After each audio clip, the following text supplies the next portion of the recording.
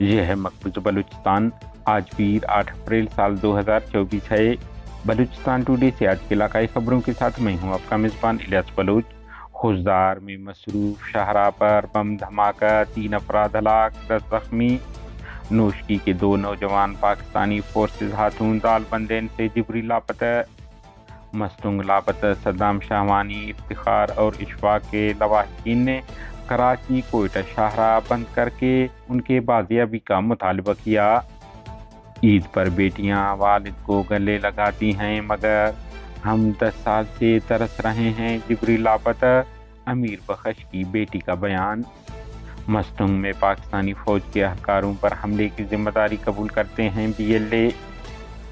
Catch کوہ مراد پر ذکری فرقہ کا سالانہ مذہبی ثقافتی زیارت 27 رمضان المبارک کی صبح اجتماعی دعا کے ساتھ اختتام پذیر ہو گیا۔ اس بار زیارت میں 2,15,171 زائرین نے بلوچستان کے مختلف اضلاع سمیت کراچی اور مغربی بلوچستان سے آ کر شرکت کی۔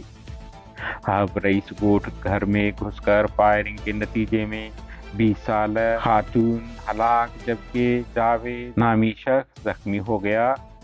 وڈ لوب کے علاقے میں مسلح افراد نے فائرنگ کر کے حمید اللہ نامی شخص کو قتل کر دیا۔ پنجگور کے علاقہ بشبود سی پیک روڈ پر کار اور موٹر سائیکل کے درمیان تصادم میں گل محمد ساکنہ سبی ہلاک جبکہ اس کا بیٹا عبدالغفار زخمی ہو گیا۔ گندھاوا سے جیکوب آباد جانے والی ویگن مسافروں کو مسلح افراد نے لوٹ لیا۔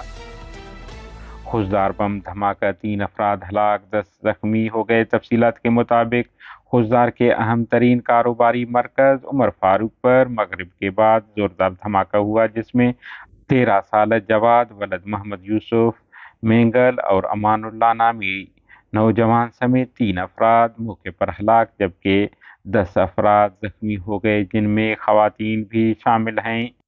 13 سالہ جواد کے لواحقین نے اعلان کیا ہے کہ ان کی نماز جنازہ آج صبح 10 بجے جعفر آباد خوزدار میں ادا کی جائے گی۔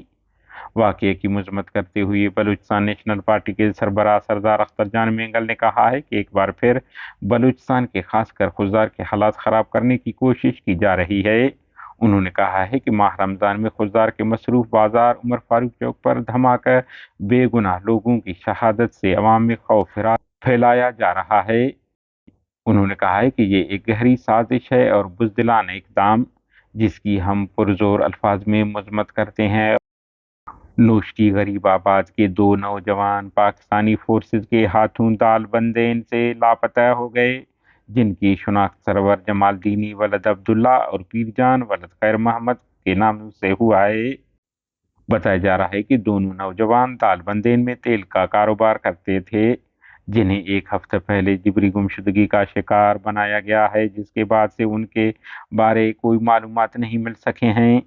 آپ کو علم ہے سرور جمال دینی کا خاندان پہلے بھی پاکستانی درندہ فورسز کی ظلم جبر کا شکار چلا آ رہا ہے۔ ان کے چچا عامر جمال دینی کو 2014 میں فورسز نے جبری لاپتہ کر کے 4 ماہ تک حبس بے جا میں رکھا تھا، بعد ازاں انہیں شہید کر کے اس کی مسخ شدہ نعش پھینکی اور اس کے علاوہ ان کے خاندان سے تعلق رکھنے والے دیگر افراد کو بھی کئی ماہ تک لاپتہ رکھا گیا اور بعد میں رہا کرتے رہے۔